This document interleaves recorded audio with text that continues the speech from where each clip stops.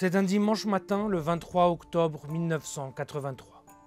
À l'aube, Beyrouth s'éveille dans un calme précaire. À l'aéroport international, les Marines américains commencent leur routine. Et à quelques kilomètres de là, dans le quartier de Jneh, les parachutistes français du poste Drakkar se préparent à une nouvelle journée.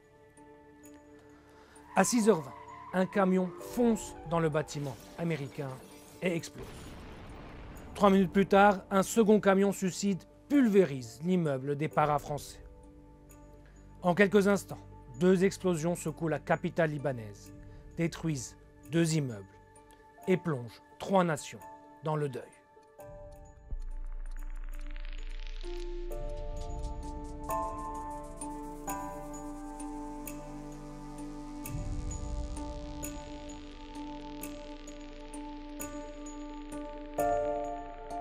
Ces attaques, coordonnées et d'une puissance inédite, visent la force multinationale de sécurité, déployée depuis 1982 dans un pays déchiré par des guerres depuis au moins 1975.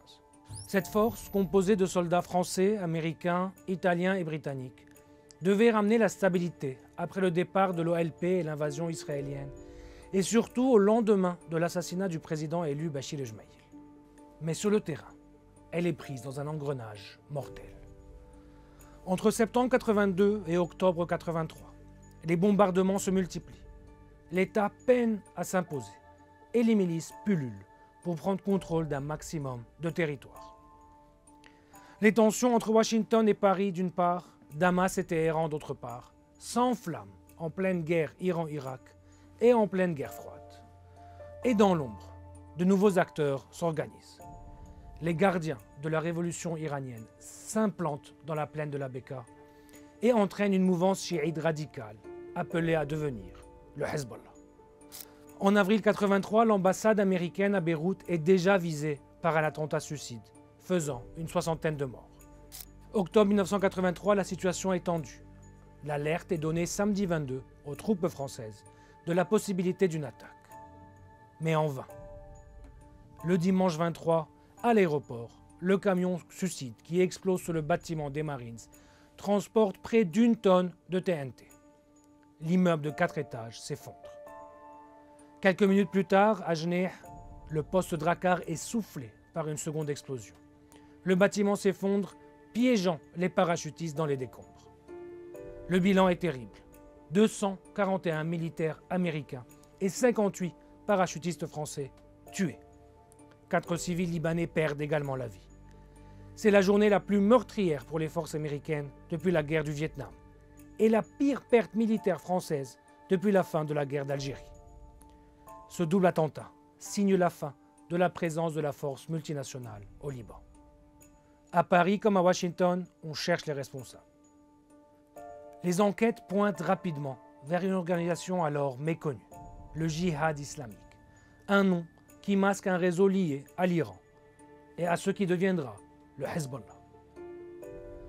Les services français et américains concluent que les attentats ont été planifiés à Hayy al-Salloum, dans la banlieue sud de Beyrouth, avec l'aide d'experts iraniens et syriens. La riposte française, baptisée Opération Brochet, a lieu le 17 novembre, un raid aérien sur Baalbek contre une base présumée des gardiens de la Révolution. Mais l'opération tourne court. Les cibles avaient été évacuées à temps. 3 semaines plus tard, le Liban rompt ses relations diplomatiques avec Téhéran. Les Occidentaux, eux, finissent par se retirer du pays en février et mars 1984, laissant le Liban s'embourber dans ses conflits. 40 ans plus tard, les fantômes de ce matin d'octobre hantent encore Beyrouth. Imad Mournier, cerveau présumé de l'attentat, est tué à Damas en 2008. En 2024, 2 autres suspects, cadres du Hezbollah, Fouad Shukr et Brahim Aïl, tombent à leur tour dans des frappes israéliennes à Beyrouth. Et chaque année, en France, aux États-Unis et au Liban, les cérémonies se répètent.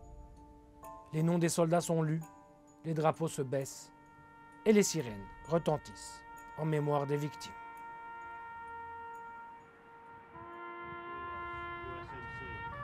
David R. Bolsom, USMC. John N. Boyette, USMC. Sergent Yves Longue, mort pour la France. Sergent Gilles Olivier, mort pour la France. Adjudant Antoine Bagny, mort pour la France.